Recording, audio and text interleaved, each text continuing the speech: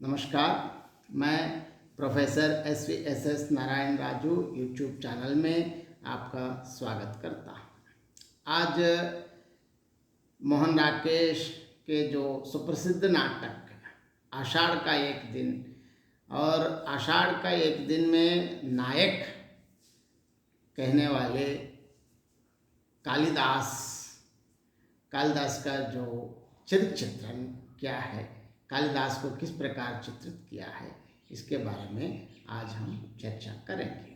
सबसे पहले मोहन राकेश के पात्र चित्रण और इसके साथ साथ कालिदास का चित्रण कैसे किया है, इसके बारे में हम आगे चर्चा करेंगे। मोहन राकेश के नाटक सही अर्थों में ना तो चरित्र प्रधान है ना तो घटना प्रधान ही। इनके नाटकों में वस्तु और चरित्र दोनों नाट्य स्थितियों से जुड़कर एक से हो जाते हैं। मोहन राकेश के नाटकों में पुरुष पात्र दुर्बल प्रतीत होते हैं। आषाढ़ का एक दिन नाटक का नायक कालिदास के चरित्र को सृजनात्मक प्रतिभा के प्रतीक के रूप में स्वीकार कर नाटककार ने संस्कृत काव्यकार कालिदास के जीवन से संबंध अनुपलब्ध किंतु कल्पनाश्रित तथ्यों का आश्रय लेकर चित्रित किया है।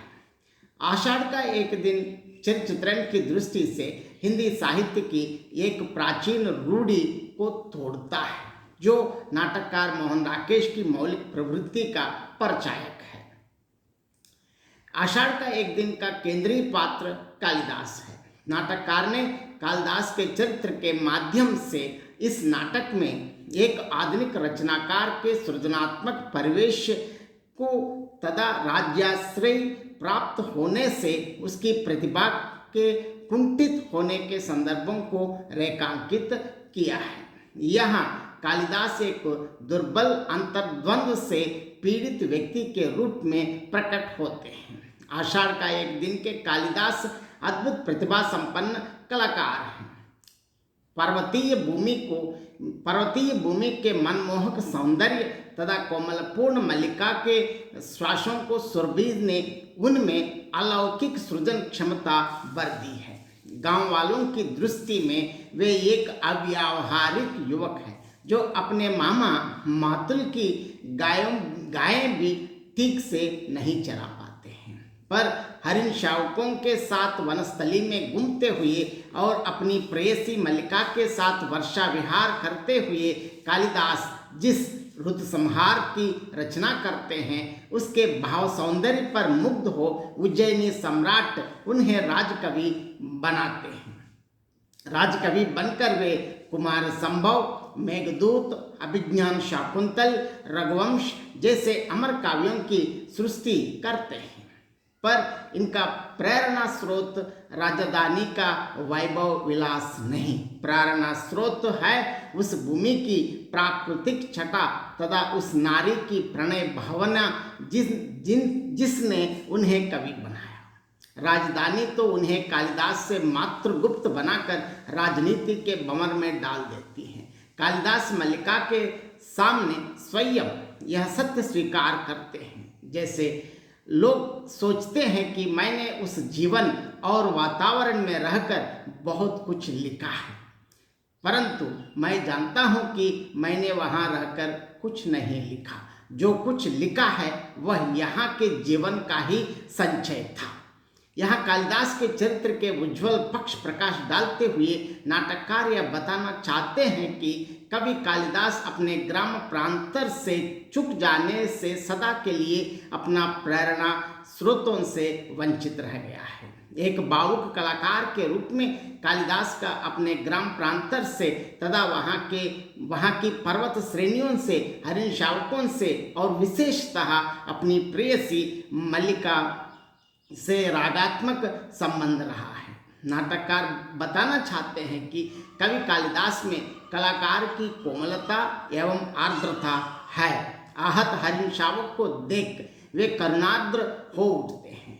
अपनी बाहों में उठा उसे वे मल्लिका के घर लाते हैं। वे हरिण शावक से कहते हैं, जैसे देखिए, हम जिएंगे हरिण शावक, जिएंगे ना, एक बाण से आहत होकर हम प्राण नहीं देंगे। हमारा शरीर कोमल है तो क्या हुआ, हम पीड़ा सह सकते हैं।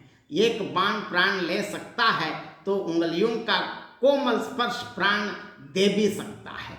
हमें नए प्राण मिल जाएंगे। हम कोमल हैं तो क्या हुआ, हम पीड़ा सह सकते हैं। एक बाण प्राण ले सकता है तो उंगलियों का कोमल स्पर्श प्राण दे भी सकता है। हमें नए प्राण मिल जाएंगे। हम कोमल आस्तरण पर विश्राम करेंगे। हमारे अंगों पर गुरुत्व का लेप होगा। कल हम फिर वनस्थली में घूमेंगे, कोमल दूर्वा खाएंगे ना, हमें सोएंगे। हाँ, हम थोड़ी देर सो लेंगे तो हमारी पीड़ा दूर हो जाएगी, परंतु उससे पहले हमें थोड़ा दूध पी लेता है। इस अवसर पर कालिदास एक दयालु व्यक्ति के रूप में दिखाई देते हैं और उनके कोमल हृदय में हिंसा के लिए कोई स्थान नहीं है। इस नाटक के प्रथम अंक में कालिदास एक भावुक एवं संवेदनशील कलाकार के रूप में दर्शन देता है। कालिदास राजपुरुष दंतुल द्वारा आहत हरिण शावक को अपनी बाहों में लेकर मल्लिका के घर पहुंचता है और उसे पिलाने के लिए वे मल्लिका से दूध ले आने को कहते हैं। फिर उसे अपनी बाहों में झुलाते हुए वे सोचने लगते हैं, ना जाने रुई जैसे ऐसे कोमल शरीर पर लोग बाण क्यों छोड़ते हैं। दंतुल के हट करने पर भी वे उसे हरिण शावक नहीं देते।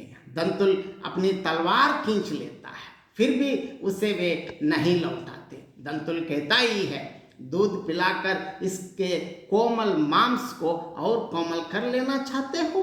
कलाकार की भावना की कोमलता को साधारण लोग क्या समझेंगे। यहाँ कालिदास किसी भी हालत में आहत हरिण शावक को राजपुत्र दंतुल को देने के लिए तैयार नहीं है।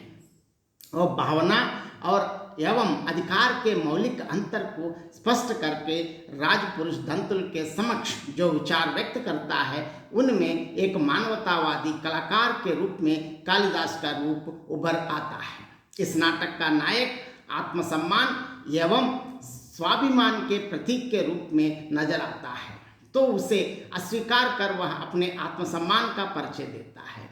कवि में एक कलाकार का स्वाभिमान है, मान सम्मान की उन्हें लालसा नहीं, धन ऐश्वर्य की उन्हें भूख नहीं, इन सब से बढ़कर है उनके लिए अपनी स्वतंत्रता। कल्पना के पंखों में उन्मुख गगन में विचारने कवि सोने के पिंजरे में बंद होना कैसे पसंद कर सकता है। अभाव में ही उसका भाव पलता है। जब उज्जैनी से आचार्य बरूची उन्हें राजधानी ले जाने के लिए आते हैं, जहां उन्हें राजकवि के सम्माननीय पद पर प्रतिष्ठित किया जाएगा, तो वे साफ शब्दों में कह देते हैं, मैं राजकीय मुद्राओं से कृत होने के लिए नहीं हूँ। अतः वे जगदम्बा के मंदिर में जा चुकते हैं। अंबिका कालिदास के व्यवहार को विचक्षणता की संज्ञा देती है। यह मानती है कि कालिदास अपना सम्मान बढ़ाने के लिए ऐसा करते हैं। मातुल की दृष्टि में यह मूर्ख नीति है।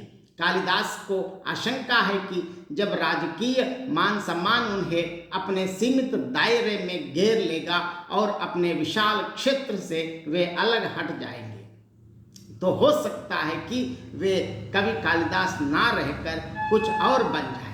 और समय बतलाता है कि उनकी यह आशंका निराधार नहीं थी, लेकिन ये कलाकार के स्वाभिमान को अंबिका और मातुल जैसे सामान्य लोगों में समझने की क्षमता नहीं होती।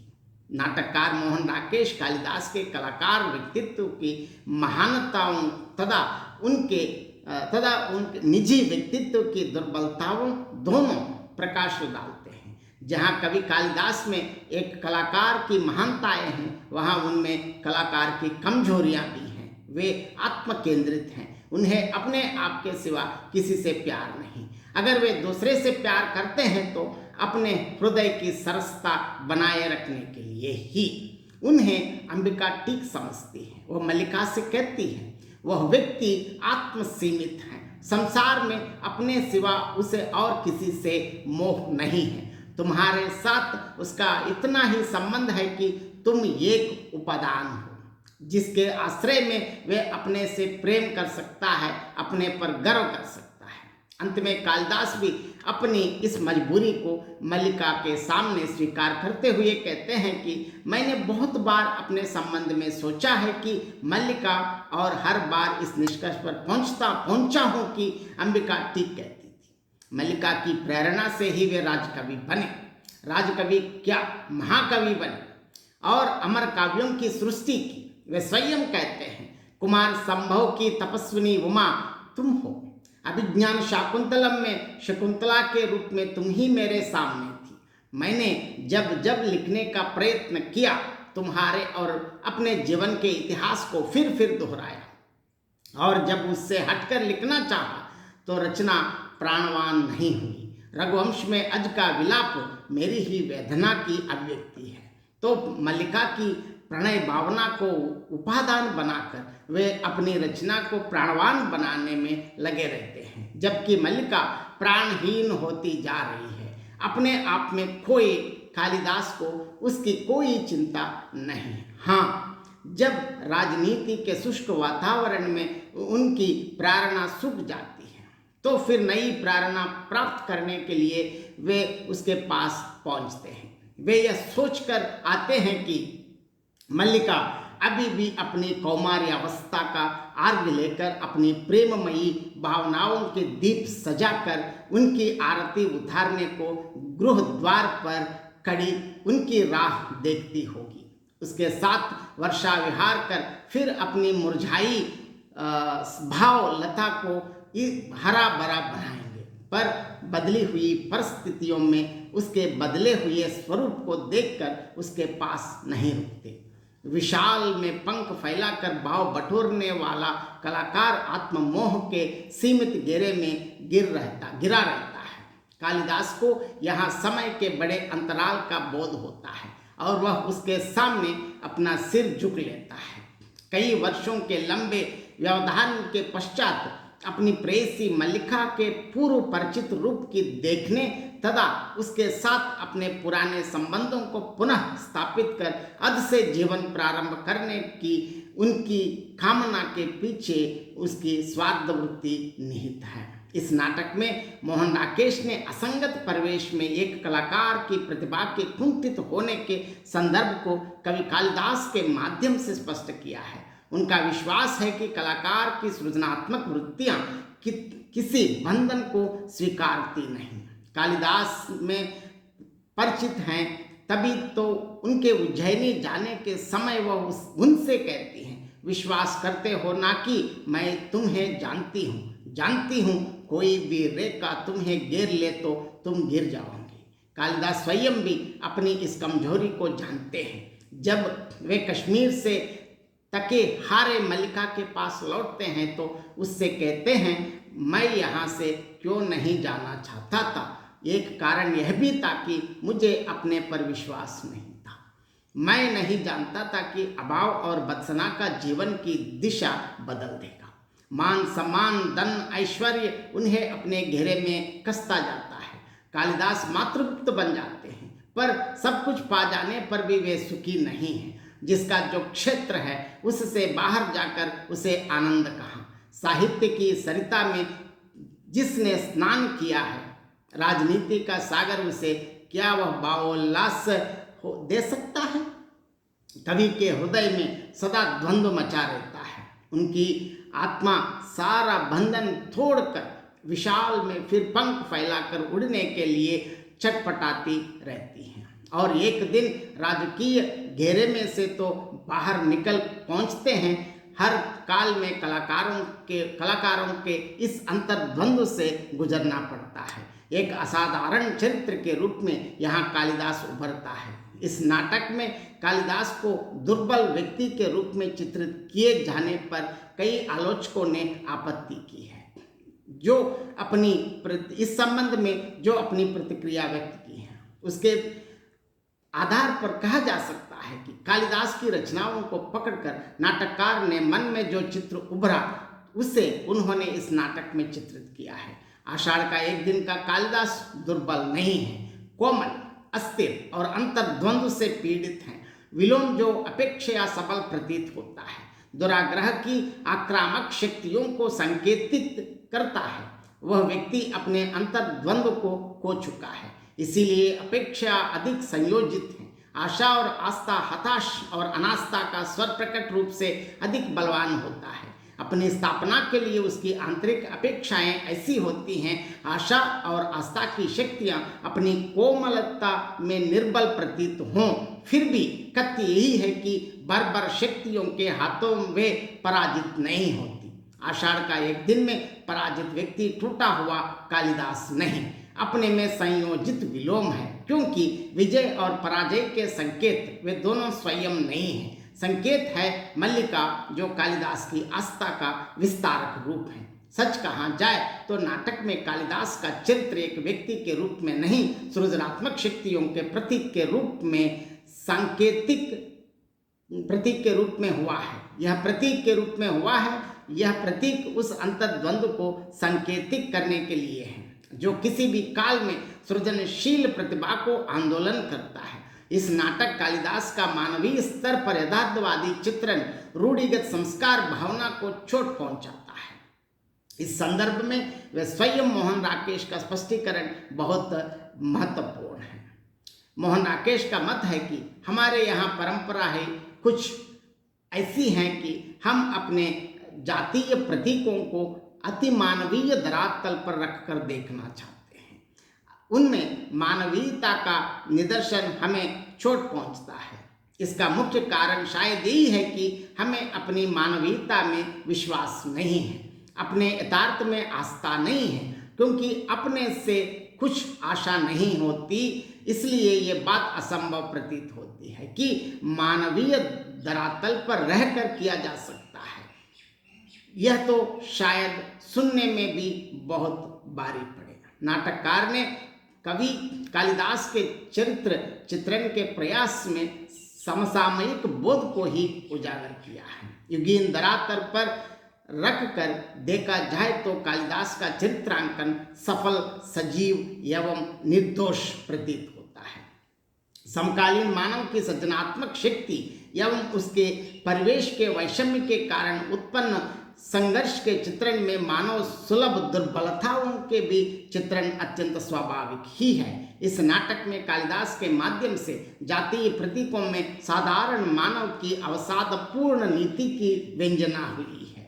नाटककार ने भौतिकवादी चिंतन पद्धति के आलोक में कालिदास के जीवन वृत्त को देखा है। मुख्य रूप से यही इस नाटक की प्रयोगधर्मिता है। धन्यवाद। आप इस वीडियो को देखने के बाद जरूर आप अपनी प्रतिक्रिया व्यक्त कीजिए। धन्यवाद।